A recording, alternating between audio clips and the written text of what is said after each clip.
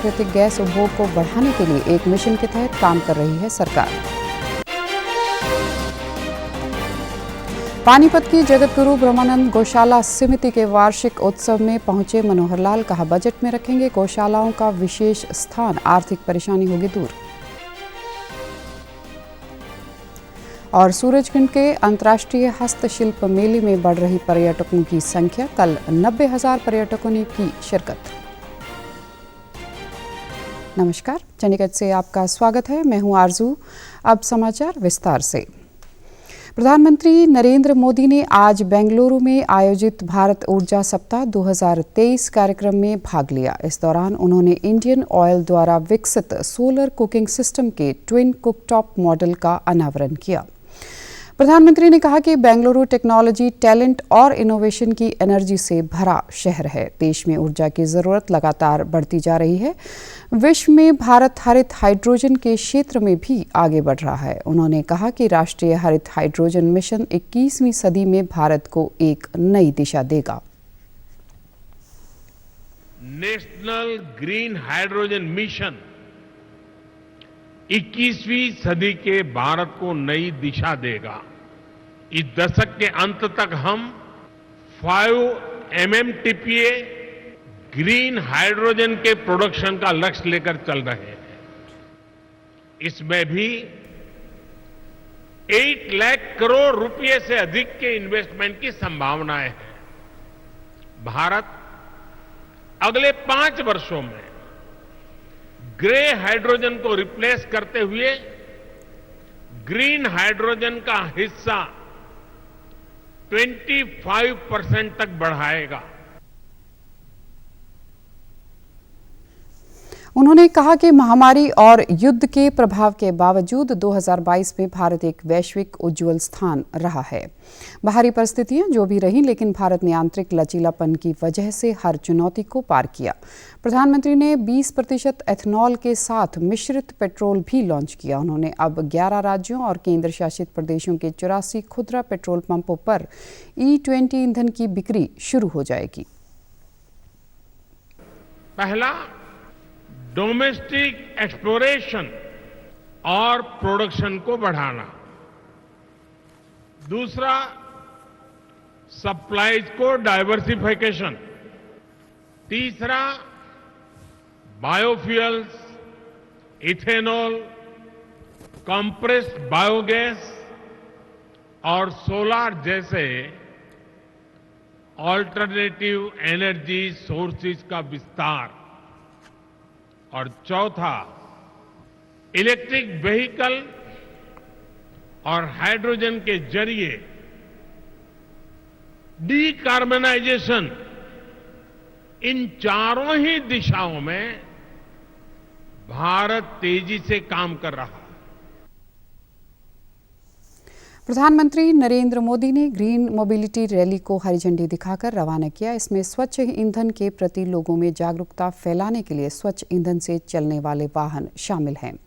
इस दौरान केंद्रीय मंत्री हरदीप सिंह पुरी ने कहा कि प्रधानमंत्री नरेंद्र मोदी के नवंबर 2022 के अंत तक एथनॉल ब्लेंडिंग का लक्ष्य निर्धारित किया। हमने इसे 5 महीने पहले हासिल कर लिया। हमने E20 ब्लेंडिंग पेट्रोल की उपलब्धता को 2025 तक बढ़ा दिया है। Market-based and climate-sensitive. We continue to underscore the importance of oil and gas, yet our commitment to climate change mitigation goals remains unabated and undiluted.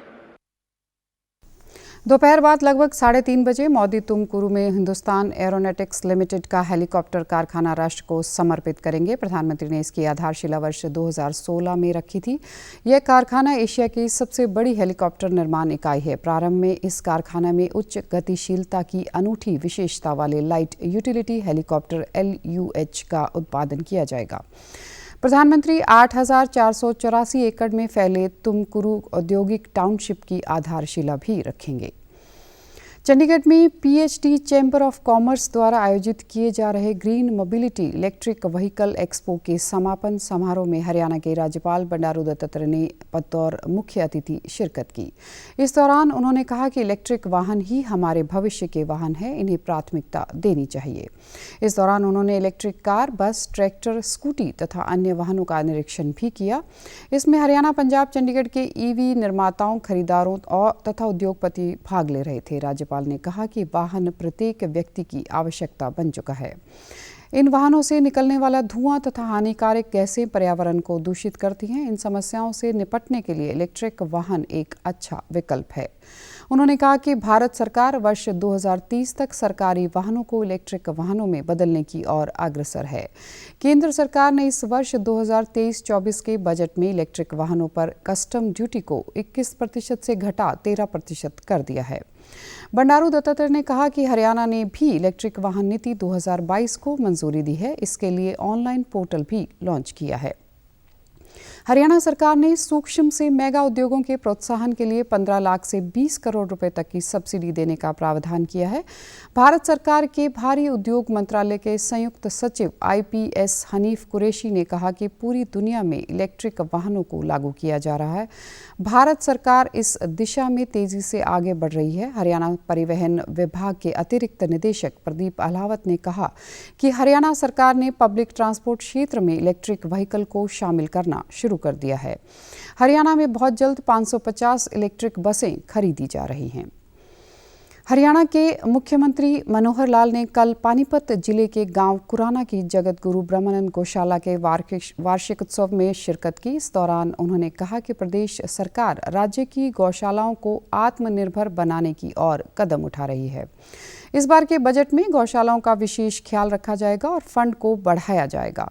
गौवंश के चारे के लिए प्रदेश हर वर्ष 30 करोड़ रुपए का अनुदान दिया जाता है। मुख्यमंत्री ने श्री जगत गुरु ब्रह्मानंद गौशाला के लिए 21 लाख रुपए का सहयोग देने की भी घोषणा की। उन्होंने कहा कि हमें गाय को किसान की आजीविका का साधन बनाना होगा।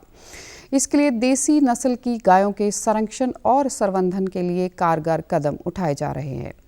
मुख्यमंत्री ने कहा कि वर्तमान में प्रदेश में 638 गौशालाओं में 4,49,000 गौवंश हैं, जिस भी रजिस्टर्ड गौशाला को अनुदान की ज़रूरत है वह अपनी मांग सरल पोर्टल पर डाल सकती है।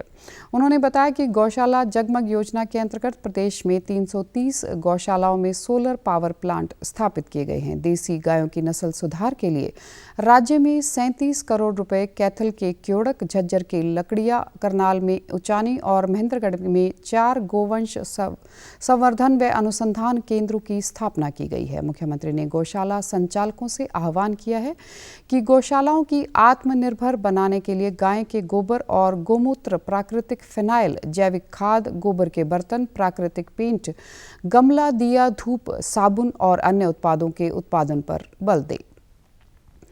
लोगों को उचित कीमत पर रेत और बजरी उपलब्ध कराने के लिए यकीनी बनाने के उद्देश्य से पंजाब के मुख्यमंत्री भगवंत मान ने रेत की 16 सार्वजनिक खदानें लोगों को समर्पित की।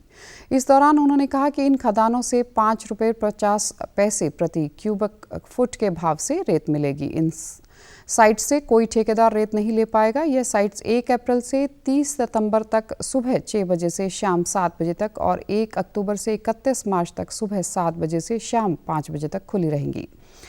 मुख्यमंत्री ने कहा कि इन सार्वजनिक खदानों से रेत की सिर्फ हाथों से खुदाई करनी होगी। हर एक सार्वजनिक खदानों वाली जगह पर रेत निकाले जाने को नियमित करने के लिए एक सरकारी अधिकारी हमेशा मौजूद रहेगा। उन्होंने कहा कि अगले महीने 1 तक राज्य भर में ऐसी 50 और खदानें चालू हो जाएंगी।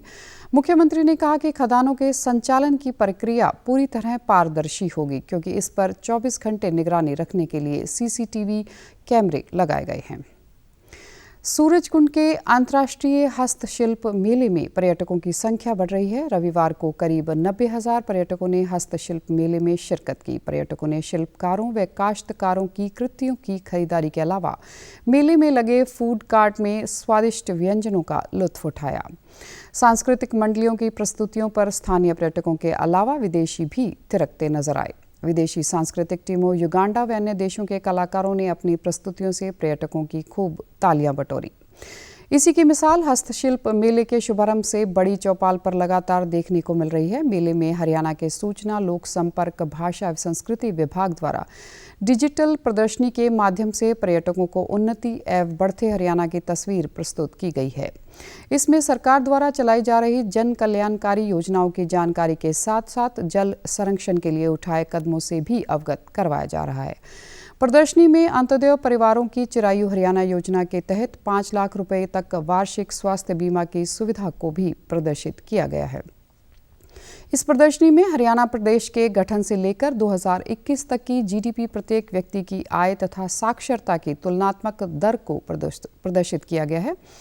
सरकार द्वारा महिला सशक्तिकरण की दिशा में लिए गए अनेक फैसलों में भी प्रदर्शनी में दिखाए गए हैं। इसके अलावा जल संरक्षण को लेकर भी प्रदर्शनी लगाई गई है। इसके तहत तालाबों का जीर्णोद्धार किया जा रहा है। अब खबरें फटाफट। देश में पिछले 24 घंटों के दौरान कोविड संक्रमण के 91 नए मामले आए सामने, वहीं स्वस्थ होने की दर 98.81%। भारतीय संगीतकार रिकी केज ने तीसरा ग्रैमी पुरस्कार जीतकर रचा इतिहास। राष्ट्रपति द्रौपदी मुर्मू ने भारतीय डाक, दूरसंचार, लेखा और वित्त सेवा के प्रशिक्षुओं, अधिकारियों को किया संबोधित। कहा, तेज गति से आर्थिक प्रगति हासिल करने के लिए डिजिटल कनेक्टिविटी को आगे बढ़ाने में दूरसंचार क्षेत्र की महत्वपूर्ण भूमिका। और आप हमारे समाचार YouTube channel DD News Chandigarh, Facebook DD News Chandigarh और Twitter handle DD News CHD पर भी देख सकते हैं। इसी के साथ चंडीगढ़ से समाचारों का सिलसिला समाप्त होता है। नमस्कार।